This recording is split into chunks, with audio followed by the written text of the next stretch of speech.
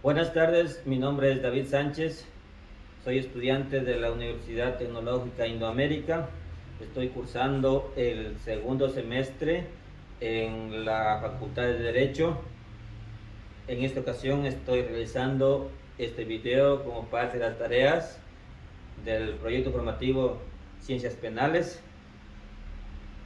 Vamos a analizar el artículo número 18 del Código Orgánico Integral Penal, donde constan los elementos de la teoría del delito y lo vamos a relacionar con un caso real. Para esto vamos a tomar como ejemplo un caso de homicidio, el mismo que se encuentra tipificado en el artículo 144 del Código Orgánico Penal. Para que exista un delito debe cumplirse 5 elementos, que son la conducta, la tipicidad, la antijuricidad, la culpabilidad y la punibilidad. Vamos a hablar uno por uno y al final vamos a hacer un comentario acerca de los elementos de la teoría del delito y si se cumplió o no se cumplió para que se configure un delito. Como primero vamos a hablar sobre la conducta. La conducta son acciones o omisiones que cometemos las personas, ¿sí?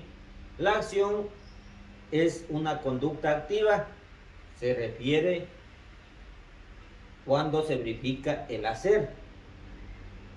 Por ejemplo, cuando yo cojo una arma, disparo a una persona y le quito la vida. Y una omisión es el dejar de hacer un deber que está tipificado o estipulado en la ley. Por ejemplo, un señor policía, ¿sí? Su deber es precautelar la seguridad de los ciudadanos, pero por algún motivo él no lo hace, está cayendo en una omisión, ¿sí? Es necesario señalar de que tanto la acción como la omisión tienen la misma pena, es decir, son delincuentes o están cometiendo un delito, tanto el que no cumple con el deber o el que está haciendo la acción. Dentro de la conducta, esta se puede eliminar. ¿Y cómo se elimina? Es cuando la acción es provocada por un movimiento reflejo. Por ejemplo, yo tengo un cuchillo en la mano y por algún motivo levanto y al momento que levanto le voy dando o cortando a la otra persona. Ese es un movimiento reflejo, pero que debe ser comprobado. Asimismo, la conducta se elimina por un nivel de inconsciencia. Por ejemplo, cuando estamos con los efectos del alcohol o las drogas. Y por último tenemos cuando estamos sometidos a una fuerza irreversible. Por ejemplo, estamos conduciendo un vehículo, ¿sí? Y este vehículo no perdió los frenos y no lo puedo controlar. Y al momento que no lo puedo controlar, atropello a una persona y por ende la persona muere. Ese es las fuerzas irreversibles. En el eje central del derecho penal, las acciones o omisiones tienen dos elementos, que es el elemento cognitivo y el elemento auditivo.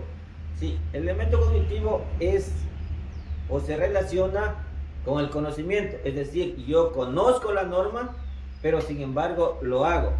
Y ahí entra el sentido de voluntad, si yo lo hago con voluntad o sin voluntad, ¿sí? Continuando con el segundo elemento tenemos la tipicidad, ¿sí?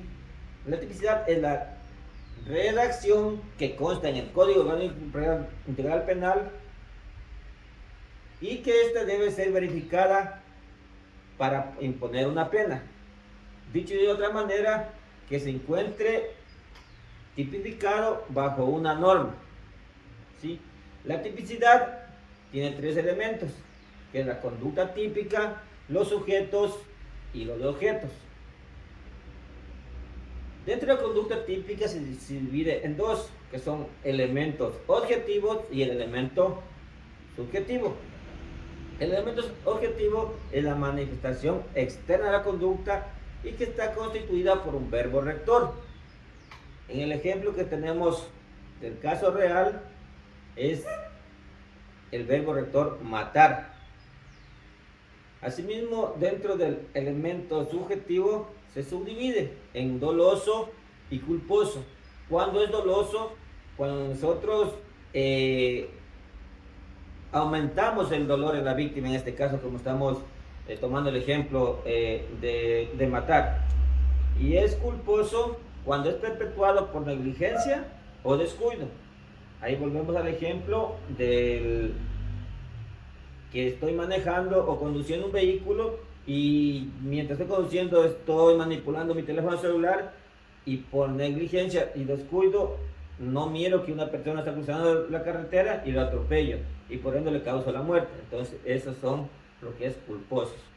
Dentro de los sujetos activos tenemos el sujeto activo y el sujeto pasivo. ¿Qué es el sujeto activo? El sujeto activo son las personas que cometen el delito, ¿sí? Es decir, que esta persona adecuó su conducta a la descripción de tipo penal. En este caso del ejemplo que tenemos, pues la persona cometió el delito de homicidio. La persona, en este caso el victimario, es el sujeto activo. Y sujeto pasivo es la víctima, ¿sí? En este caso, ¿quién sufrió esta agresión? Los objetos tenemos que son objeto material y el objeto jurídico, ¿sí? El objeto material es la persona o cosa sobre la cual se recae la conducta delictiva, ¿sí? Y el objeto jurídico es el bien jurídico que se busca tutelar. En el ejemplo que tenemos nosotros, el objeto jurídico de la tipicidad es la vida. Continuando con eso tenemos la antijuricidad, ¿sí? La antijuricidad es la acción o omisión contrarias a las reglas de comportamiento. Es decir, es la conducta ilícita o contraria al derecho, ¿sí? Es cuando nosotros hacemos algo que está prohibido en la norma. Pero esta antijuricidad se excluyen por dos causas, ¿sí? Estas son la legítima defensa o el estado de necesidad. Para que exista la legítima defensa debe haber ciertas normas, ¿sí? Y ellas son actuar que la agresión sea ilegítima. O sea, yo voy a actuar cuando alguien me viene a atacar a mí y ese ataque sea ilegítimo, ¿sí? Otros parámetros nos dice que la persona que se defienda no haya provocado el problema, ¿sí? Porque si yo provoco y después digo que actúa en legítima defensa, pues eso ya no se puede comprobar. Y la última es que exista una racionalidad en el medio empleado para repeler la agresión y que esta manera de repeler la agresión sea de manera inmediata. No puede ser que hoy me agredieron y yo mañana recién voy a actuar en legítima defensa. La segunda causa que se excluye la antijuricidad es el estado de necesidad, ¿sí? El estado de necesidad tiene tres parámetros, ¿sí? Cuando está en cumplimiento de un deber, regresamos al ejemplo que pusimos del señor policía, su deber es velar por la seguridad de la ciudadanía. Y si es que hubiera una persona en la calle que está disparando a las demás personas y le está causando la muerte, pues él tiene que actuar, ¿sí? Ese es un estado de necesidad de un deber, en cumplimiento de su deber.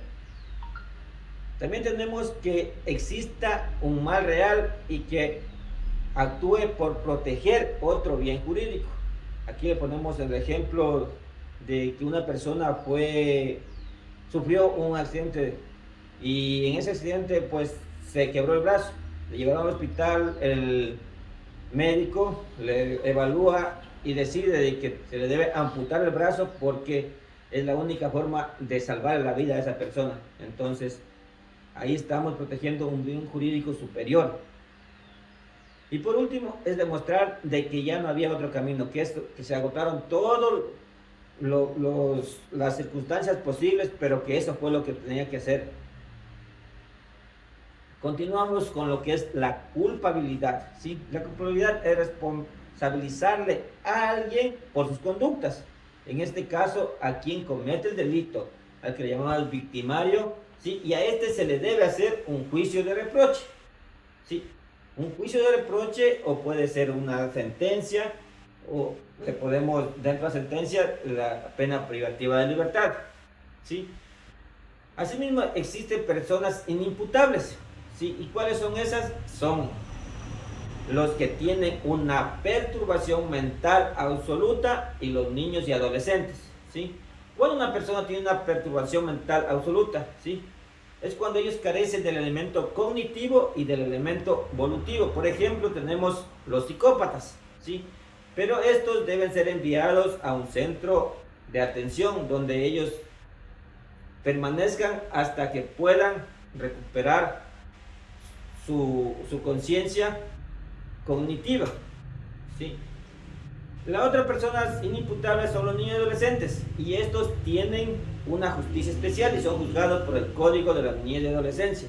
En muchas ocasiones, cuando un menor de edad o un adolescente comete una infracción, son derivados o llevados a los centros de infractores menores, ¿sí? Y donde el juez, en muchas de las ocasiones, les da las medidas socioeducativas, porque ellos, la ley les ampara, ¿sí?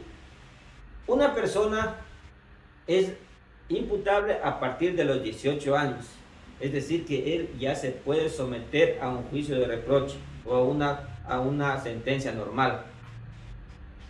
Existen excusas legales absolutorias que ayudan que al final no exista reproche o no existe una sentencia, ¿sí? A base de esta conducta, ¿sí? Por ejemplo, un consumidor de drogas lleva en su bolsillo una cantidad de droga, pero que esa cantidad está permitida en una norma, bajo una norma. Entonces, ahí ya esa es una causa legal absolutoria. Y la punibilidad es el derecho que tenemos, que tiene el Estado para poder sancionar a este individuo que cometió una infracción. Si no se cumplen todos estos elementos, no se puede decir que existió el delito, ¿sí? Para que exista el delito tiene que cumplirse estos elementos, como son que el sujeto cometió una acción que se encontraba tipificada y esa acción era antijurídica y que por ende se le encontró culpable. Muchas gracias.